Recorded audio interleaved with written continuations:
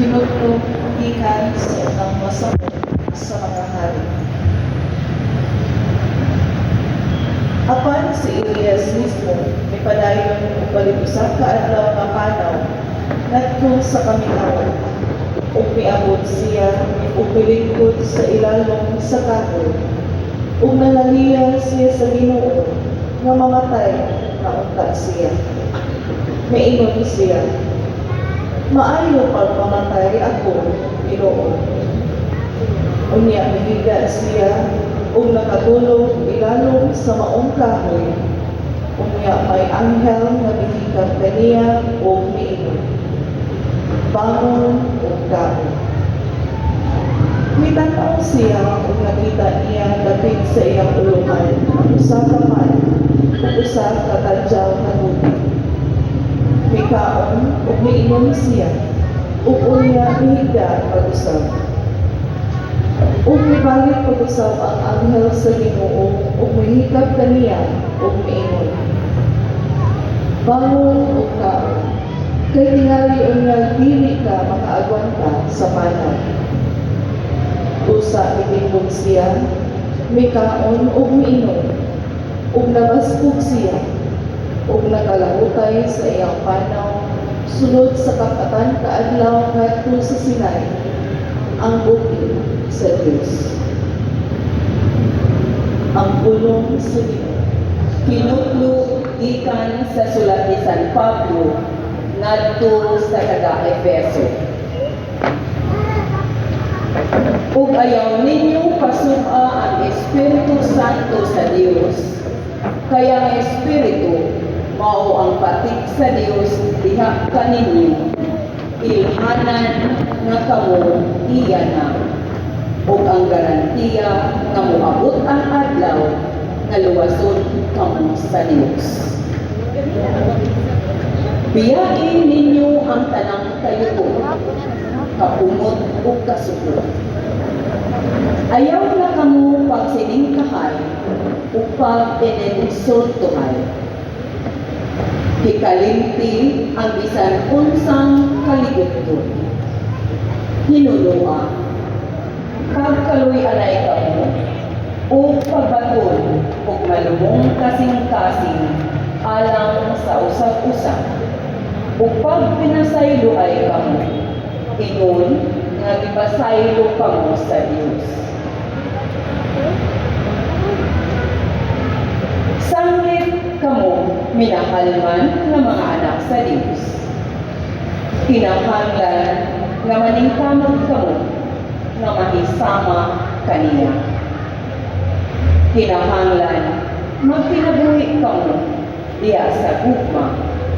Ingon nga gihigugma kita ni Kristo o itubyan ang iyang kinabuhi alang kanato sama sa mahumot nga halad sinuno nga makapahimuot sa Diyos. Ang pulong sa Ginoo. Salamat. Hallelujah, hallelujah, hallelujah, hallelujah, hallelujah.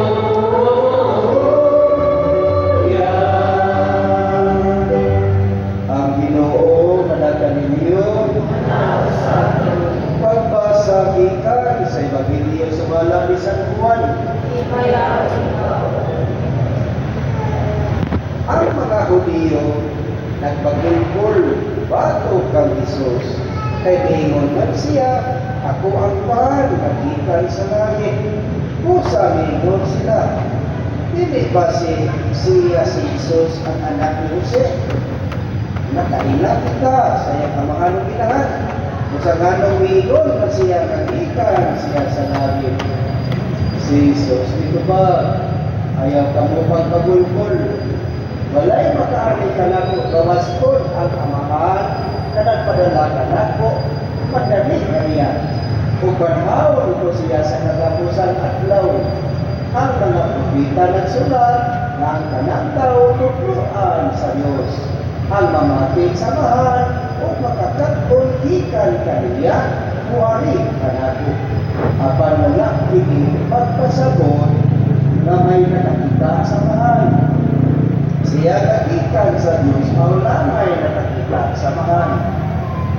Sabihan ko kamo, ang totoo may kinabuhing walay katapusan. Ako ang paan na naghatag sa kinabuhi. Ang inyong mga katigulangan ni kaon sa mana dito sa kamingawan, apan namatay ihapon sila. Ang mukaon sa paan nagikan sa langit, dili mamatay. Ako ang paan nagikan sa langit, naghatag sa kinabuhi. Ang mukaon ni inipan, dili kayo mapatay. Ug ang paan nga akong ihatag mao ang akong ulod aron mabuhi ang kalibutan. Ang Ebanghelyo sa Ginoo.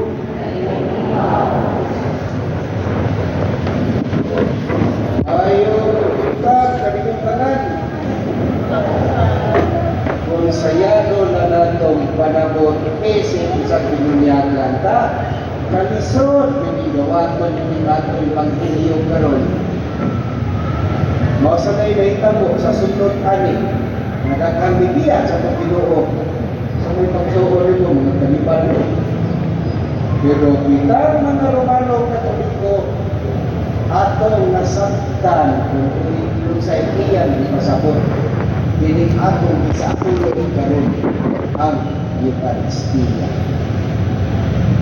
Sa unang pagbasa ng Exodus ni Cristo, si Elias, sadyang gikatyo si Elias, kay gigupod naman siya ni Jezebel anong bakyon, kay ang 450 na mga propeta ni Baal nahurot magkamatay sa ilang sapot nga maghimo pinagro atong sunugon ang halat nga may kamit pusporo, may kamit gasolina, pinagis pakampo kung di pagkahimo patyon matong napilti man ang mga propeta ni Baal o bimi na suko si Jezebel may kadyo si Elias gubikan siya kadok mapatyon siya sa rayna o bighi kapitan dito sa mingawan iabot siya bilingkod sa ilalong sa kahoy o nagaliya sa Ginoo nga mamatay na unta siya liyon siya maayo pag mamatay ako Ginoo tanawa Pinis Elias na tinistorya sa Ginoo mingon magaling may pagmamatay ko kita ka no na nakaila kas Ginoo utang kabubuton na nato sa pagdilikanan ng tulo ng agak na to may kung sila nakakita sa Ginoo saan pulihan ka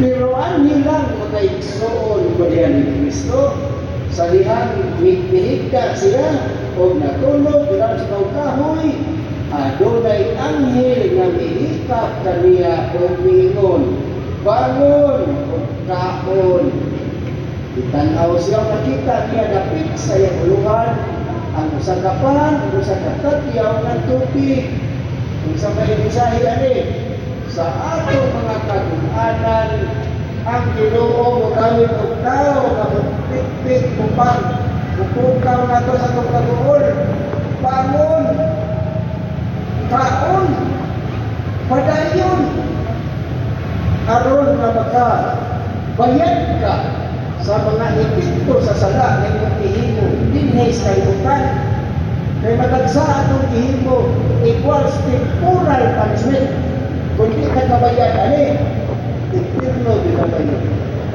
mo na itutlo sa simbahan na igsoon mabitaw ni nakinahanglan kita muduol kita sa sakramento sa pagkikuli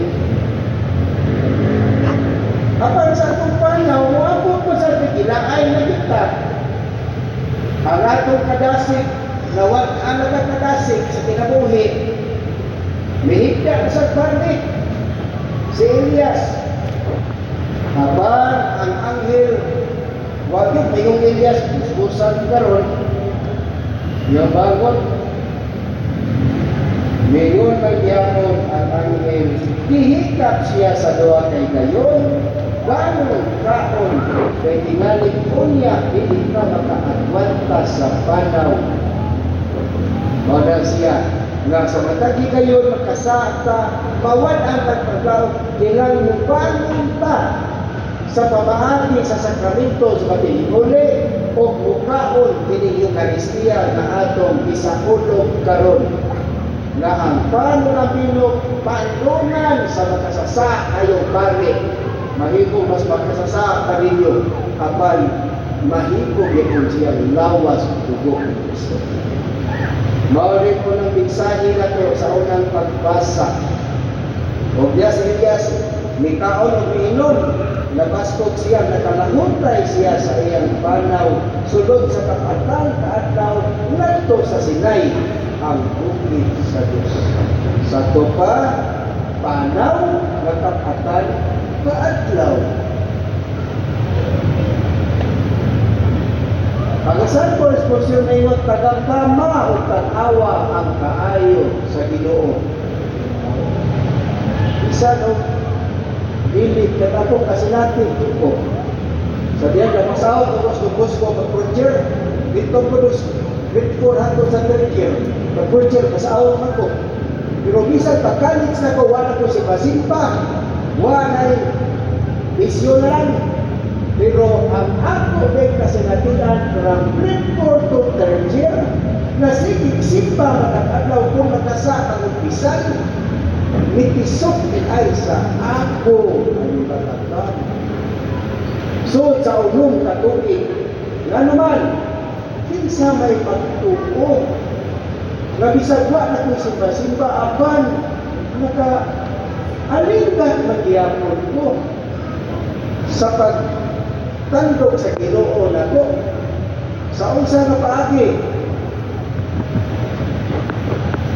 pagpanabahon ko Binas Atlas, Aurora Masbate, sa akong bisyong palahubog, katulad ko hapit patay. Ang pinakagrabe katong bihanan Dugang Batangas, na maungsod ng Atlas, ang grabe-grabe yun katulad ng Scott Ranger na mauya mong na-invitro. Sa may istorya, mauni, ang Scott Ranger na siya restaurant na hinanan, kasi ibagaw na hilahan, biling sila ipiyado sa Atlas, pero kung kayo mo saan ako tubig, tag-20 na napukan dealer, mo ilang niya. Kaming mga ibliyado, pagpalpira, masuko ko o kusingin na. Nga ang purpo sa tubig sa kompanya, para mas mamador, dili nila. Nga kahit taga-dikto man sila, niabot pang panahon, kaya atong kauban, tulungi ka mga kulitaw, nag-ipon sa kabalay. Nag-apang ni, ikong balay mong yabangan, paipis bayan. O sa kapuan na, kanan usa ka sako, mapuno na sa pasiyos na tuway, malumni, o palapad. O kayo nag-inuwi, kaya kinahanglan kami magluto ni kanon, na may noodles, kinahanglan magpabukalan, nagsuko ni pasag-og ni puto, o nisingit siya, nasuko ang agaw ng nisingit, nagpalaban na siyang agaw sa Ranger, o luha, ikatulong sa Ranger, silang luha, ikagsaan silang armas ng mga katayotso. Ang Scout Ranger, 45 yung armas, niyang service. Sa diha na ikadong panik sa among isugo pagpasagkog, gisuntok ang among isugo atubangan sa pumpuntahan o nabuak ang akong balde pinalik. Ang ako mga kauban, gumikan ka na kayo na, isog kayo. Nanggawa sila o naibuko, anong nahilong, nangawa. Ako'y natapusan, ikawas. Nagunat mo sa kumpakpak. Ditir mas pati o si Juano mamatay, baka may justisya. So sa 45 na sa ay, pagtay na ko amin, maugin na ako nasulti. Apan adunay anghel na mipikpik nako. Amigo niya, amigo nako niya po. Kung maoy naga, pauang niya po kanakong amahan, ginagtos kong kasama sa kong amahan. Huwag yung kukulangas, kanibaw mo pili, maluwas na kuhanin. Hindi madayong, butoy ko na kong tingin. O sukat ato, lingon ko, bisag na sa ilanan, ipanungkos ko doon na isang unsa ko kahukot, di ko musuda na iyang ikahan.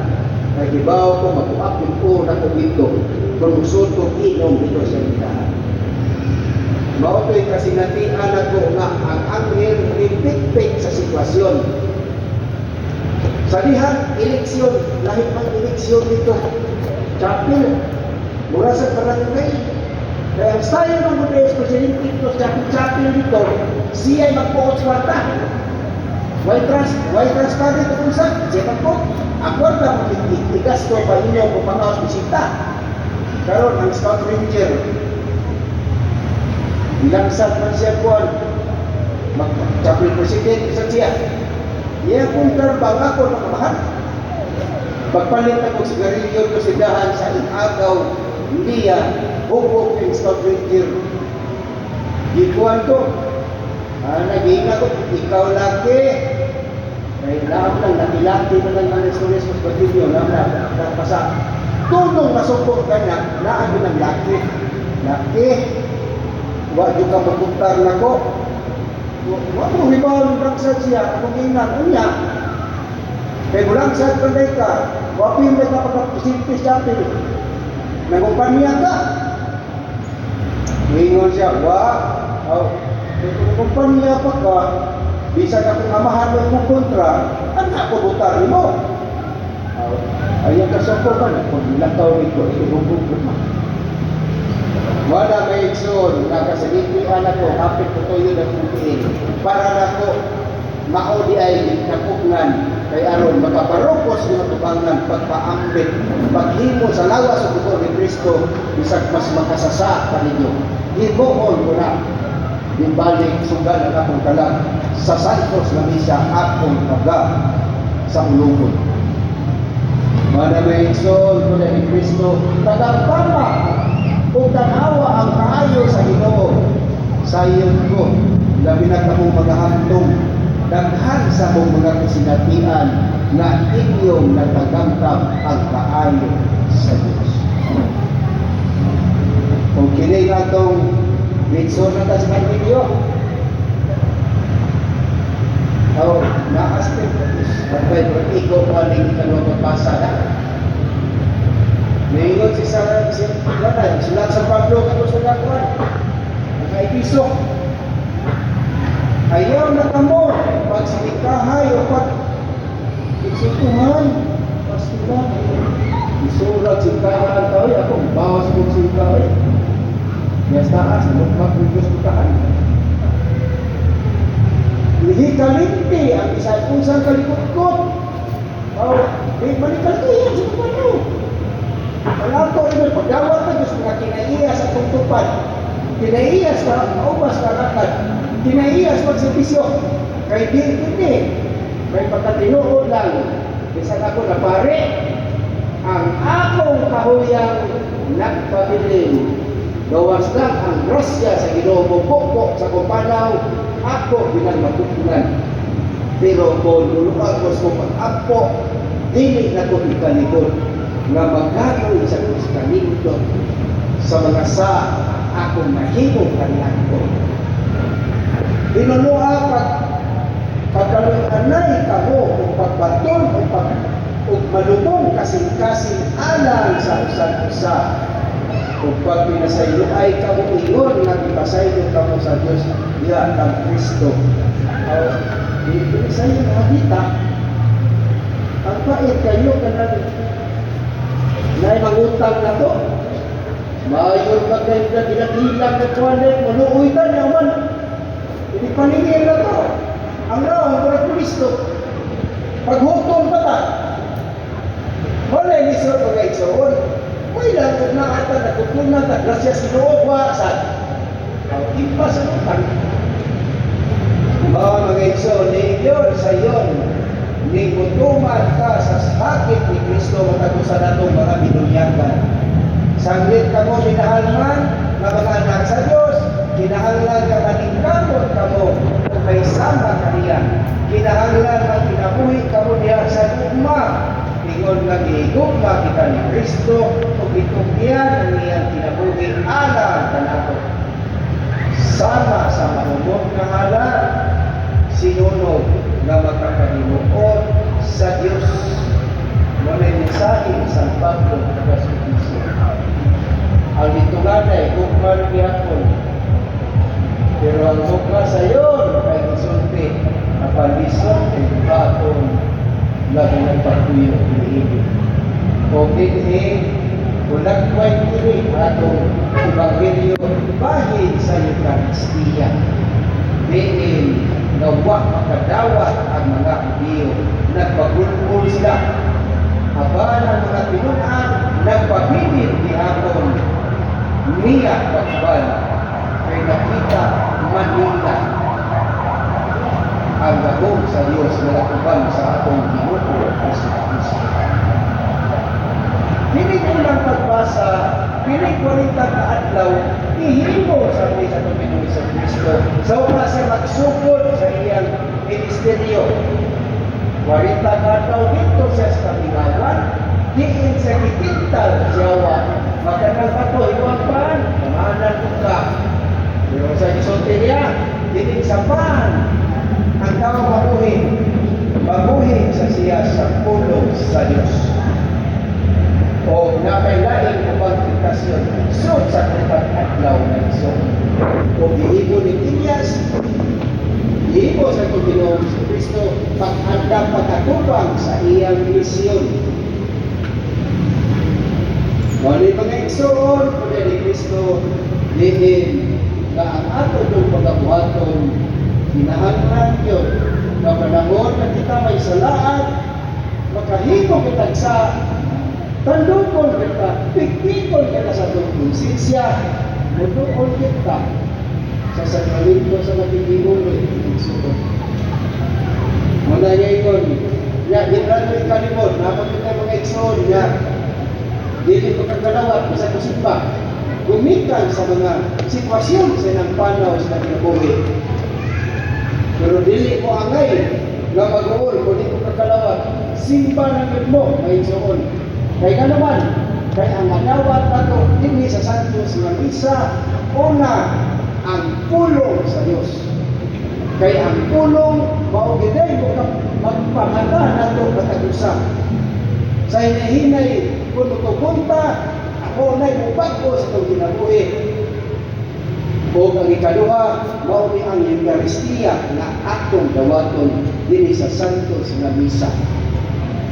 Kung sa iyong kahintang, di mo pwede, kay puros na mo, nagabuwag mo, baka sa bumanol, kay wala ba tayo kursyo, annulment na ha, simba na yun mo, ay na mo panglawat, kay ang Ginoo, ang iyang pulong, maunay lasig ninyo. Sama sa ako, nga pinagkatuloy ko ay simba, pagkalis ako, wala simba. Pero, isa may magtahog. Draw sa charismatic, maubinay instrumento, anong iparugos ng tubangan, na parin ko sa edad na 54. Pero wak magpasabot, nga di ko makasa na gapon ko.